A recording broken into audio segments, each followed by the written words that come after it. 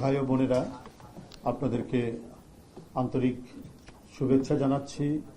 পবিত্র ঈদ উল ফিতরের মোবারকবাদ জানাচ্ছি। অনেকদিন পর আপনাদের মুখোমুখি হলাম। বেশ গুরুতর অসুস্থ অবস্থায় মাস খানিকের বেশি হাসপাতাল এবং বাসায় অবস্থান করতে হয়েছে। এখনো সম্পূর্ণ সেরে উঠিনি, তবে ক্রমাগতভাবে আস্তে আস্তে সুস্থ হয়ে উঠছি। তো আপনারা দোয়া করেছেন, আপনারা যোগাযোগ করেছেন, আপনারা খবর নিয়েছেন প্রতিনিয়ত। এই জন্য আমি আপনাদের প্রতি কৃতজ্ঞতা জানাচ্ছি। আমি আপনাদের প্রত্যেকেরই সুস্বাস্থ্য কামনা করছি। বন্ধুরা, আপনারা জানেন আর কদিন পরেই মহান স্বাধীনতা ও জাতীয় দিবস। আমাদের জাতীয় জীবনের একটি গুরুত্বপূর্ণ যে অর্জন, আমাদের মহান স্বাধীনতা আমাদেরকে একটি স্বতন্ত্র পরিচয় দিয়েছে বিশ্ব মানচিত্রে আন্তর্জাতিক সম্প্রদায়ের কাছে। এই দিনটি অত্যন্ত তাৎপর্যমণ্ডিত। শুধু তাৎপর্যমণ্ডিত নয়, হাজার বছরের সংগ্রাম, যুদ্ধ এবং রক্তপাতের মধ্যে দিয়ে আমাদের স্বাধীনতা প্রস্ফুটিত হয়ে উঠেছে। আমাদের স্বাধীনতা চূড়ান্ত লক্ষ্য অর্জনে উপনীত হয়েছিল 26শে মার্চ। এই দেশের এক অকুতোভয় বীর, সেদিনের মেজর জিয়াউর রহমান এই দিনে স্বাধীনতার ঘোষণা দিয়ে জাতিকে যে দিশা দিয়েছিলেন, সেই দিশায় ছাত্র, শ্রমিক, কৃষক, মজুর এবং জনগণ ঐক্যবদ্ধ হয়ে স্বাধীনতা যুদ্ধে ঝাঁপিয়ে পড়েছিল।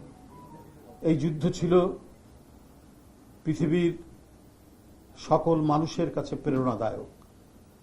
এই যুদ্ধ ছিল রক্তক্ষয়ী। এই যুদ্ধে হাসতে হাসতে জীবন দানকারী মুক্তিযোদ্ধারা যে দৃষ্টান্ত স্থাপন করেছেন, আমরা সেই স্বাধীনতা যুদ্ধ এবং তার অর্জনের মধ্যে দিয়ে আমাদের যে গৌরব, সেই গৌরবের পথ বেয়েই আমরা ক্রমাগতভাবে বিগত 50-55 বছরে আমরা আরো অর্জন করেছি।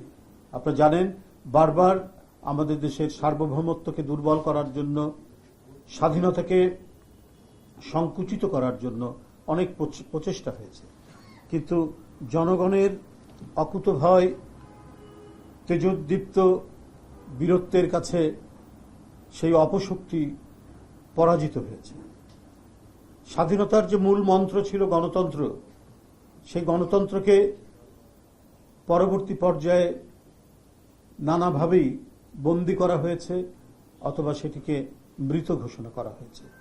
কখনো বাকশালের নামে, কখনো মুক্তিযুদ্ধের চেতনার নামে মানুষের সকল বাক ব্যক্তি স্বাধীনতা, মানুষের চলাচলের স্বাধীনতা, মানুষের কথা বলার স্বাধীনতা কেড়ে নিয়ে একটা ভয়ের পরিবেশ, একটা উৎকণ্ঠার পরিবেশ বিরাজমান করে রাখা হয়েছিল। আমরা স্বাধীনতা উত্তর যে পরিস্থিতি দেখেছি বাকশাল কায়েবের মধ্যে দিয়ে, আবার 2009 সাল থেকে 2024 সালের 5ই আগস্ট পর্যন্ত আমরা সেই বিভীষিকার নতুন ভয়াবহ রূপ আমরা দেখেছি। গুম, খুন, গুপ্ত হত্যা আর ক্রস ফায়ারের এক ভয়ঙ্কর পরিবেশের মধ্যে গোটা জাতিকে বন্দী করে রাখা হয়েছিল। সেই বন্দিত্বের অবসানের জন্য কি নিরন্তর সংগ্রাম আমরা করেছি দেশনেত্রী বেগম খালেদা জিয়ার নেতৃত্বে।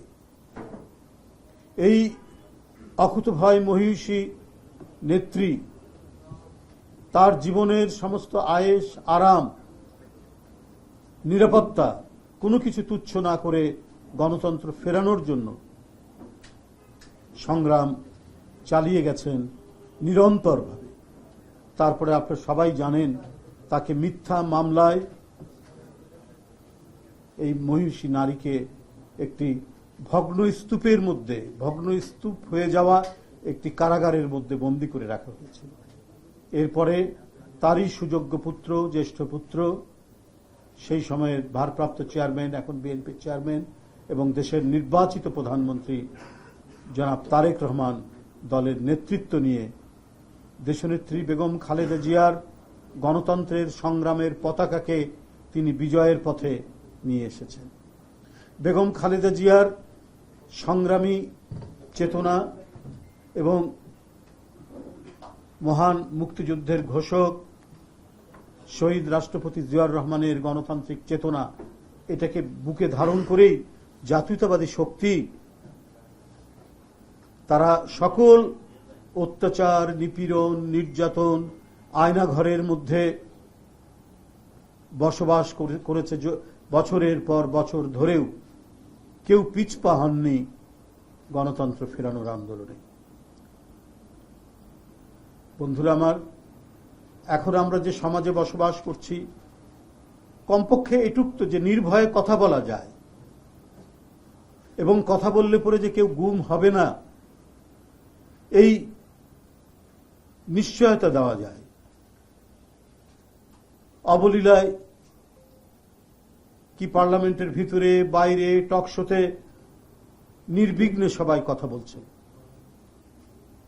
মানুষের প্রাণ ভরে কথা বলা, সত্য উচ্চারণ করা যে পরিবেশ, সেটি তো গণতন্ত্রের প্রধান শর্ত। সেই অঙ্গীকার পূরণে জনাব তারেক রহমান নিরন্তরভাবে কাজ করে গেছেন। এখনো প্রতিনিয়ত তার বিরুদ্ধে বিষোদ্গার করা হচ্ছে। বিএনপির যে সরকার, বিএনপি যে জোট সরকার, সেই সরকারের বিরুদ্ধেও বিষোদ্গার করা হচ্ছে।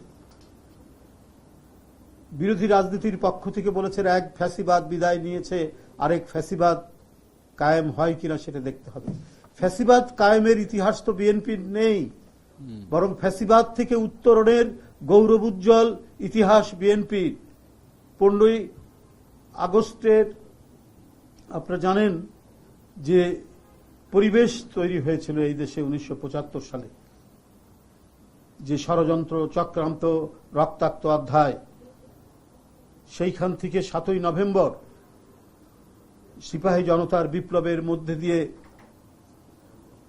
গণতন্ত্রের উত্তরণের এবং চক্রান্তকে প্রতিহত করার মধ্যে দিয়ে এবং স্বাধীনতা সার্বভৌমত্বকে শক্তিশালী করার মধ্যে দিয়ে সেদিন রাষ্ট্রপতি জিয়াউর রহমান যে ইমারত তৈরি করেছিলেন গণতন্ত্রের, সেই ইমারতেই উপর ভিত্তি করেই বিএনপি তার রাজনৈতিক আদর্শ এবং রাজনৈতিক সংগ্রাম অব্যাহত রেখে সেই ইমারতকে ভাঙা হয়েছে বারবার, কখনো সামরিক আইন দিয়ে, কখনো নব্য বাকশালী প্রচেষ্টা দিয়ে, জোর করে 17 বছর ক্ষমতা থাকার মধ্যে দিয়ে এগুলো করা হয়েছে। কিন্তু কোনোটার সাথেই আপোষ করেনি বেগম খালেদা জিয়া বা তারেক রহমান, সেটা আপনারা সবাই জানেন।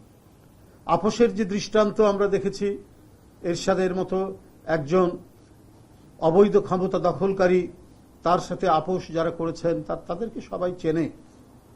তাই তারেক রহমানের নেতৃত্বে যে বাংলাদেশ, যে স্বপ্ন তিনি দেখিয়েছেন, সেই স্বপ্ন পূরণের পথে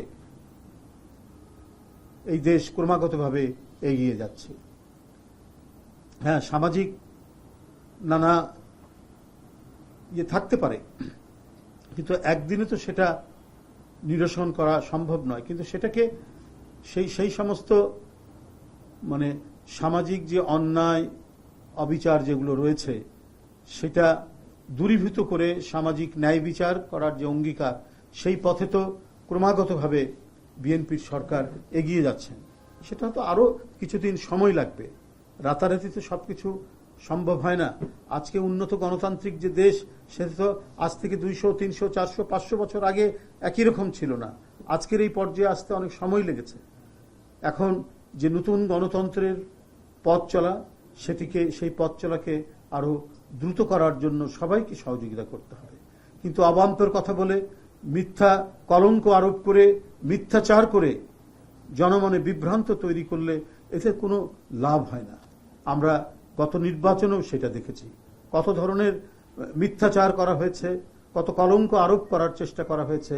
কিন্তু জনগণ হচ্ছে সবচাইতে বড় বিচারক, তারা কিন্তু তাদের বিচার করেছে। তাই আমরা বলবো কথা বলার স্বাধীনতা রয়েছে, কিন্তু মিথ্যা কথা বলার স্বাধীনতা এটা বোধহয় জনগণ পছন্দ করে না।